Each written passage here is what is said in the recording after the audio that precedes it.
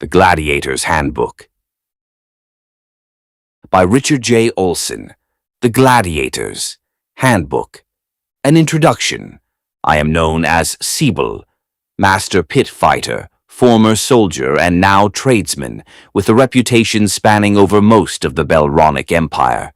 In this handbook, I will attempt to cram as much information and useful tips and/or tricks to send any young aspiring man/woman, or otherwise as safely and intelligently into the dangerous and merciless road to becoming a successful gladiator.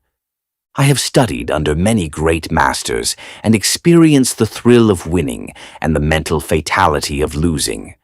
I trust enough in my skill and knowledge that I can comfortably pass on what I have learned in order to improve the techniques of most young, if not seasoned, fighters. The perfect fighter. To train one's body has many benefits. A specimen in peak physical performance is a sight to behold. Not only is it good for the mind and health, to be in good shape, but it is also an absolute necessity in becoming a gladiator. Becoming the perfect fighter is a dream shared by many gladiators, including yours truly. Understand that this is no easy task, and as of today, something that's in my mind is still considered infeasible. The perfect fighter cannot be a general rule or description because every fighter is different. What works for some may be impractical for others. I prefer to think of it more as a state of mind than a physical manifestation. Although your physical abilities obviously have a role to play, the perfect fighter is always aware, never taken by surprise, and has reached the maximum potential of his mind, body, and soul, is fearless but cautious. The only way to become the perfect fighter is to work towards it, every day of every hour, if not by rigorous training, then meditation and studies. Lessons of the Past, Part 1. My very first instructor in the way of fighting was my dad, although he died in the war at an early stage of my life. He taught me much about how to optimize my training and push the limits of what my body could muster.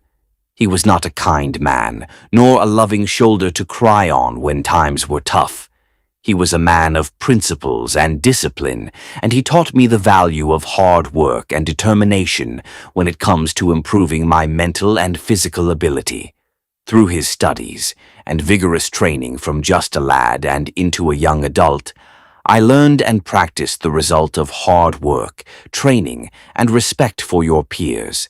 I learned that the second point to achieving anything in life, besides having the goal in the first place, is to start working towards it, no matter how small the step and progress, to begin immediately and try your very best.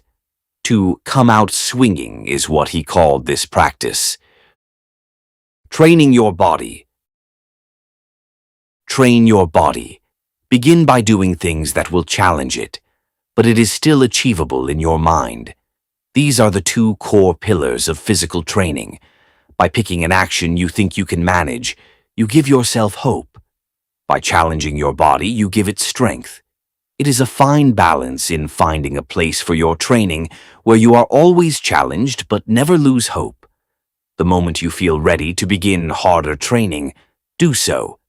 If you don't push what you are able to complete, you will never find your potential.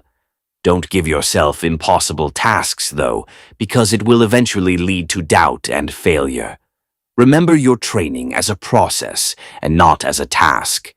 The following segments will consist of training techniques you can follow for inspiration on this subject. The beginner's exercise routine for gaining more fitness and strength. The push-up. A good starter exercise with many core muscle groups in effect. Try to keep your body as level or straight as possible while you push yourself up and down with your arms and use your feet as support. Shadow punching. Good for trying out your balance and practicing your striking technique. Try to get a rhythm going without making it sloppy. This is only shadow punching, but remember, in a real fight, someone is trying to hit you back. Try different punches. Forward punch to the face area. Remember to guard your own face with the other hand. Uppercut. starting from your hips and ending in the chin area of your opponent. Running exercises many muscle groups and gives you more wind and energy. Lean forward a good deal when running. This will put less strain on your body and give you more momentum. Try to push yourself to go further each day. The seasoned trainee's exercise routine for gaining more fitness, strength, and technique. The trainee's push-ups. This will hit even more muscle groups, this time also targeting your stomach muscles, plus training your balance. Begin with a normal push-up, but as you reach the top of the push, swing one of your arms slowly upwards towards the sky while turning your body to form a T. Shadow fighting. Much like shadow punching, but now with kicks and resistance to further train your technique. Throw some kicks in there. Try to make them as controlled yet fast as possible. Try different types. Frontal, hitting with your heel. Side kick, hitting with the bridge or top of the foot. And turning side kicks, where you turn your heel off the leg that's furthest back and twist your body into a frontal kick with your most forward leg and foot. Hitting with your heel and arch. I would, at this point in your training, suggest getting something you can hit and kick, like a bed standing or leaning on a wall or a tree with cloth wrapped around it. This will give you more of a feel for the attacks you're trying to master. Obstacle run. This will train your momentum and timing and give you more wind and flexibility. Set up different obstacles to jump into, over, and crawl up on. Use your imagination. Some half-chopped trees, a couple of crates lying in a line. Maybe you get to a point where you will need to duck or slide in order to complete your obstacle run. Curl-ups. Additional stomach training strengthens your core and increases your resistance to getting punched in the gut. Start in a sitting position, with your legs bent and your feet firmly on the ground. Lean back your torso until you almost reach the ground and slowly move it back up, close to the sitting position. Now lean back again and repeat the process. It might be beneficial to have someone hold your feet for extra control or have them wedged between something heavy. The advanced trainee's exercise routine for gaining more fitness, strength, and technique. The advanced push-ups. This will hit many muscle groups and train your balance, endurance, and overall strength. This time you will be doing the T-formed push-up using only one hand and switching between them. Once you've completed half of the repetitions, you're able to do. If you're having trouble keeping the balance, assist as little as possible with your other hand. Sparring. The best way to learn and improve your skills without the risk of getting seriously injured. Find a good sparring partner who can match your speed and begin throwing kicks and punches at each other while defending against your partner's attacks. It is important to avoid injuring each other. Remember, it is only sparring. The goal is not to win, but to improve your technique and speed. Adapt to what your partner is doing and attempt to learn his rhythm. While learning from different fighters is a good idea, it can also be beneficial to keep training with the same sparring partner, as you can improve and teach each other potential flaws the more you begin to understand the abilities of each other. Running with weight. Exercises many muscle groups and gives you more wind, strength, and energy. Carry something heavy when you run, perhaps a large sack of grain or a big rock. Remember to lean forward a good deal when running. It will put less strain on your body and give you more momentum. Try to push yourself to go further each day. The advanced curl-ups. Additional stomach muscle training strengthens your core and increases your resistance to getting punched in the gut. Same as the regular exercise, but with adding weight, use anything heavy you can find. Hold it in your hand over your chest and do the routine. Obstacle run. This will train your momentum and timing, as well as give you more wind and flexibility. Set up different obstacles to jump into, over, and crawl up on. Use your imagination. Some half-chopped trees, a couple of crates lying in a line. Maybe you get to a point where you will need to duck or slide to complete your obstacle run. Author's Memorable Fights, Part 1. I have decided to dedicate a portion of this book to my own personal venture, fighting in the arena. So you may reflect on the sort of lifestyle you may be entering and perhaps learn something you didn't know before you begin a career as a fighter, if that is your ambition. Fourth fight in my career, I could hear the distant chanting of the crowd, eager to see blood be spilled. I was young then, strong, quick, and perhaps a bit reckless. As I mentioned, I had 4 fights under my belt and just returned from my first defeat, a devastating defeat, something that had shaken me and my belief in myself like nothing ever did. But that story is for another time. Tonight, I was ready. I could almost feel the blood rushing into my muscles and fists. The nervousness mixed with a rush of excitement overtook me. I was about to be ushered into the pit. With sweat peeking out of my skin, I jumped around and punched the air to loosen up. As I whispered to myself before I entered, "Never again." The bell rang and I was on him, but he was quicker and got me right in the mouth. I spit some blood and began to retaliate, throwing out left and right hooks, uppercuts, and even some elbows. He blocked it all. Well, if not all of it, he dulled most of the impact. This guy is good, I thought. His form and speed were too much. He hit me again. Uppercut to my right eye, now going for a spinning kick into my temple, but this time I blocked it. It didn't take long for him to control the fight. The tall man from Kerwood was proving quite the challenge. By the second bell, I was doing anything I could not to be smashed to a pulp. I was, for the most part, trying to avoid his attacks, but even that failed, and I began to enter the defense panic state. With my arms above my head, I was getting pummeled. I looked down and saw my blood on the floor. So much blood, and now his foot must be winding another spin kick. But then, a wobble. From the foot on the ground, he was sliding around in my blood. I saw an opportunity, and I took it. I kicked the foot as hard as I could, and he fell. I was on him. I punched him in the face with my bloody, sore, and bruised hand. I heard a crack, but I didn't care. My body was injured, but I didn't care. I kept punching him so hard that I thought my arms would fall off.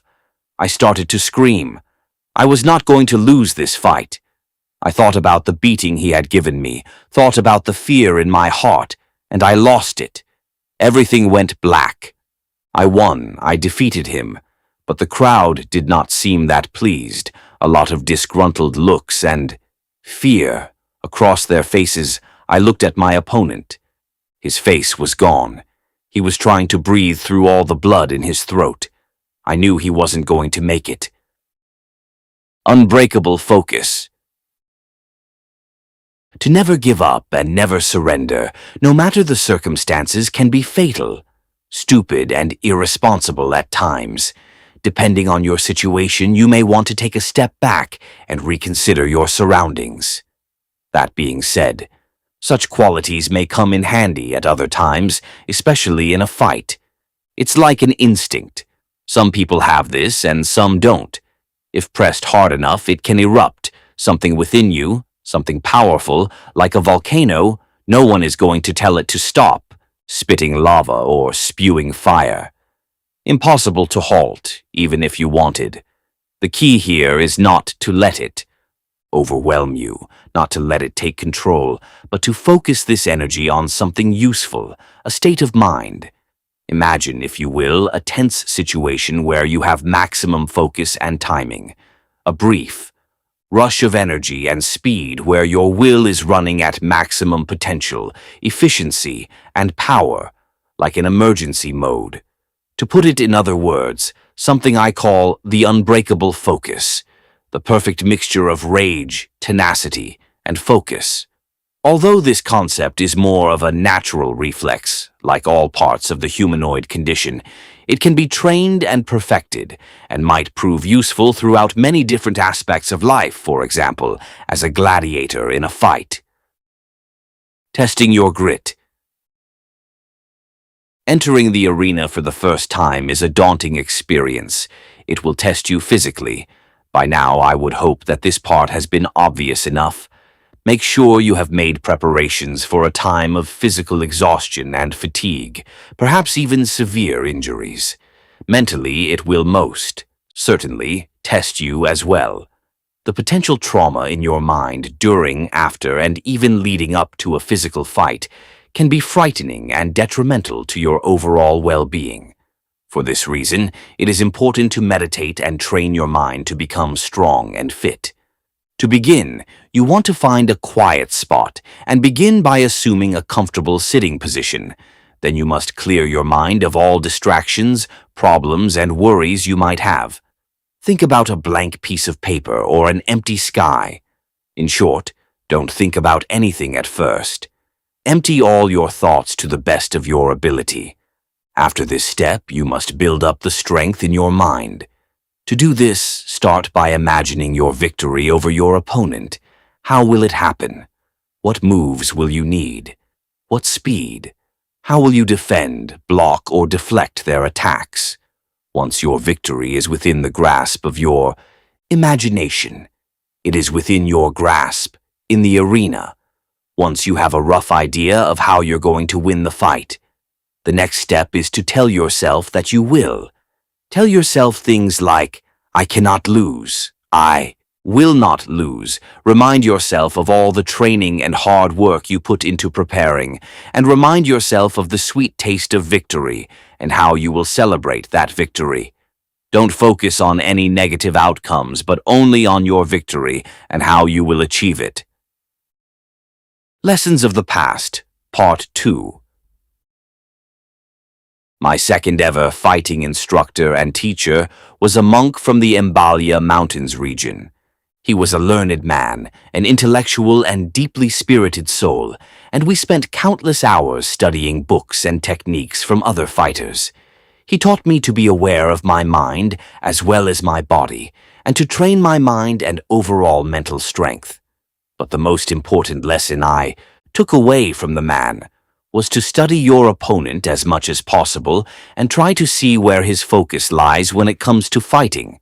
Just like you, every fighter has strengths and weaknesses, and while it's good to focus on these instances, it is also important to remain flexible and the ability to adapt and change your moveset and style to accommodate the opponent before you. Author's Memorable Fights, Part 2.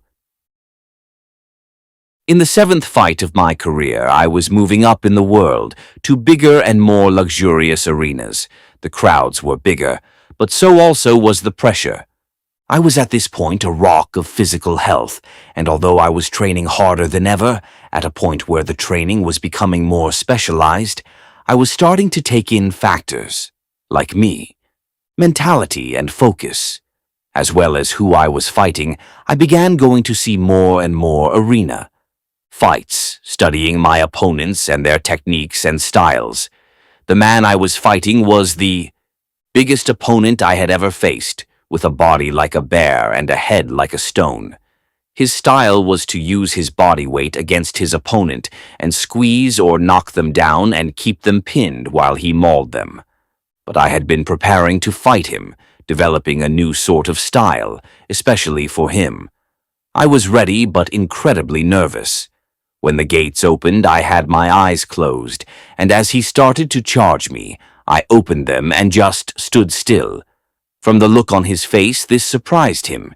He looked puzzled by my unusual stance. The punch was fast and aimed at my face, but I was faster. I swung his arm ever so slightly to the side and avoided the impact, as well as moved to the back of him. Still, I didn't retaliate when he came at me again. I swooped underneath him, grabbed his leading leg with my foot, and knocked him down in one fast motion. The crowd was yelling and screaming for him to kill me, but I kept my calm. Seems like the meditation paid off. And I was quickly controlling this fight by letting the bigger and stronger fella exhaust his energy on nothing but air while softening him up with jabs to the body. I finished the fight with a spinning sidekick to his face and broke his nose, followed by a short flurry of punches and uppercuts, and the referee declared my win within the first round. The arena. For a professional fighter, the arena is a ring or pit made for just that.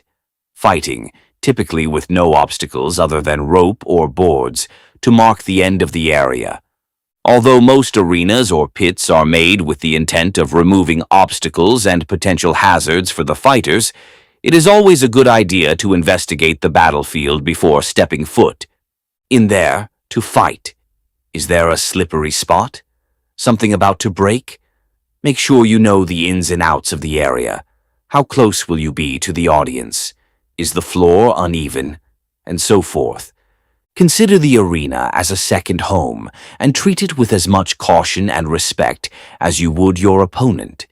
It is important to always be aware of your surroundings, as this might not only make you a better fighter, but it could also save your life. As fights progress, so typically does the arena. Different places have different styles and architecture, even crowds, and ways of encouraging fights and changes. It will always be useful to study and notice these changes, as well as attempt to adapt to them quickly. Essential techniques. What follows is a list of moves and techniques to get you started for your first steps into the arena. Frontal kick. To perform this kick, stand in a firm position where you are not easily knocked back, and remember to keep your guard up. Quickly lift one leg so your knee is at the height of your stomach, and swing your shin and foot towards your opponent. Side kick. To perform the side kick, again, stand in a firm position from which it is harder to fall. Facing your opponent sideways, quickly stand on one leg and kick, either high or low, with the bottom part of your foot. Spin kick. To perform a spin kick, start from a firm position with your guard up, then turn your torso away from the opponent, peeking out with your head to look at him from behind your shoulder. Now lift one leg and swing it into the opponent. To make this happen effectively, you will need to harness the momentum and weight of the swing, and do it all in a rapid motion. Jab. With your guard up, punch toward your opponent as quickly and rapidly as you can. Do not worry too much about the power in your jab, since it is more to get her attention, or keeping them annoyed. If your jabs become too predictable, try switching hands. Punch. With your guard up, just like the jab, and with a forward stretched arm quick punch at your opponent, try to hit them in their head or stomach, and lean more into it for maximum power. Uppercut. This punch has more power and can be detrimental to your opponent, but requires a shorter distance and can leave you vulnerable, so remember to keep your guard up and swing one arm quickly from your hip towards the opponent's jaw in an upward motion, while keeping your arm curled. Stances. The fighting stance must strike a delicate balance between offense, defense, and movement. There are many different ways to stand in preparation for a fight, depending on your style and physique. That's why it is always important to have a plan in mind for how you are going to defend against or fight your opponent. This all starts with your stance. Basic stance. This stance is a good all-around starting point for being able to both defend and move accordingly, depending on the progression of the fight. Keep your feet shoulder-width apart and your knees bent slightly. Keep your guard up with your lead hand slightly stretched forward and your other hand behind it to protect your chin. To ensure you can move backward freely, you can start this stance in a sideways position facing your opponent. You can also sacrifice the movement and have your entire body facing the opponent for more power and reach. Aggressive stance. This stance is good for exercising kicks and lunges toward the opponent for more power and aggression, while still keeping your guard up and protecting your head. For this stance to work, you want to keep your feet closer together than your shoulder width, to more easily pick them off the ground and throw them at the opponent. You want to keep your guard up, protect your head, and have your lead hand a bit in front of the other so you can punch. Keep your knees slightly bent and your chin close to your chest. Grappler's stance. This stance is good for grabbing and protecting against grabs and potential throwdowns from your opponent. For this stance, you start much lower than the other ones on this list. Knees bent so you are about half your height. Keep your back straight and your arms relaxed about chest level, ready to defend or grab. Make sure you can step around, back and forth, to avoid or engage. Advanced tactics. Winning in a fight does not only come from your physique and your footwork, but there are also other forces in play, like that of the mind. Remember to keep your focus on the fight and forget everything else. Focus on your plan of attack and your opportunities to adapt.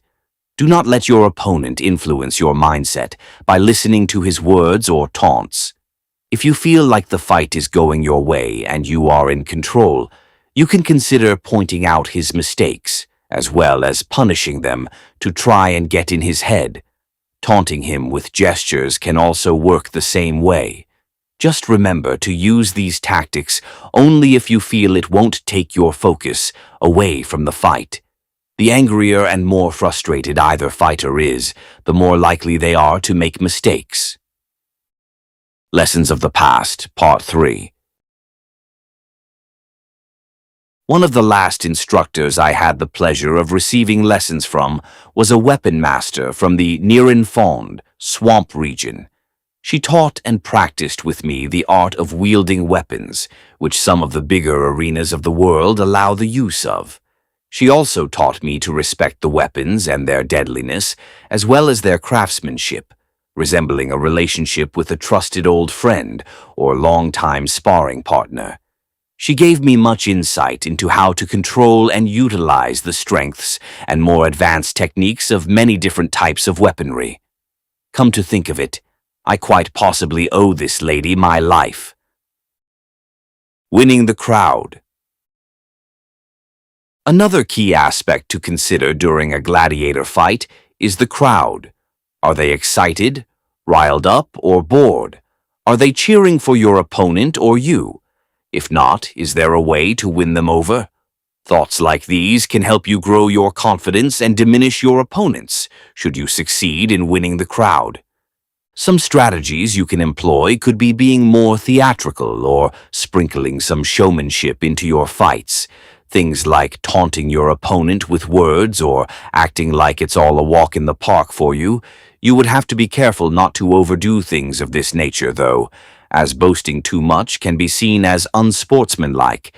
Other things to please the spectators, like screaming in triumph or showing off your physique, might excite the crowd further. When it comes to whom you're fighting, you want to watch out for signs that he or she is turning the crowd against you and punish them for spending too much time convincing them instead of focusing on the fight. Weapons of choice. As mentioned earlier, some of the bigger arenas allow for the use of weapons in gladiator fights. This doesn't mean the fight is necessarily now a fight to the death, and should not be viewed as such. However, it is, of course, good to think of the now very increased risk of fatality. As such, my advice is to be prepared to an extreme degree before even considering signing up to one of these fights, which means excellent knowledge of the weapons presented to you before the fight. How to handle it and master a certain level of skill. Normally, you would have a choice of 3 different weapons, like a spear, a club, and a dagger, as an example, all presenting their own strength and weaknesses. I will not be going into much detail about weapons in this book, as it is meant to be more of an introduction to becoming a gladiator. But know that if you choose this path, it may be more relevant to you down the line to seek out a proper weapons master trainer for potentially future fights like these. Although the risk of death is now much higher, do not aim to kill your opponent straight away, as it should only be a last resort and is frowned upon to have a lot of these deaths under your belt. The goal of these fights is to show off your skills with the weapons and to disarm your opponent. Author's Memorable Fights, Part 3. As the doors opened once again for the 14th fight of my career, I was now a seasoned gladiator with all the gold and fame that came with such a title. I was ready to fight this newer challenger. I had been studying the arena, as it was my first fight in this region of the world, and tried to learn as much as I could about my opponent. Little did I know that this would be my last professional fight. He didn't seem too impressive. Once the fight started, he was smaller and quicker than me, but his technique and power were on the underwhelming side. The crowd was going wild as we exchanged different swings and kicks. As I said, he was fast, but going into the second round, I thought to myself that I would be able to knock him out if I got a good hit in. But as he started to slow down and I was breaking his defenses, he did something unexpected. He jumped higher than anyone I have ever seen and spun his body around in a ball to land a flying heel kick. I avoided most of the impact, but barely had time to notice that his foot was producing flames. He was shooting fire from his foot. In an attempt to scorch me alive, he left a huge burn mark on the arena floor, and my left eye was as good as melted. I had burn marks and blood covering half my face. The crowd was screaming in deafening triumph. As soon as I could stand, I bowed to my opponent, resigned the fight, and quietly left the arena. And that was the last fight of my career, and the first time I ever saw this kind of sorcery, as well as, hopefully, the last. The perfect fight. If there is anything I have learned from spending half of my life as a gladiator, it is this lesson. There is no perfect fight. Whenever you enter the arena, it will never go exactly as planned or as you imagined it. To win a fight, you must rely on your reflexes, your technique, and your ability to adapt. To train hard physically and mentally, and to study your opponents and the pits are the best ways to try to tip events in your favor. The perfect fight is the fight you win.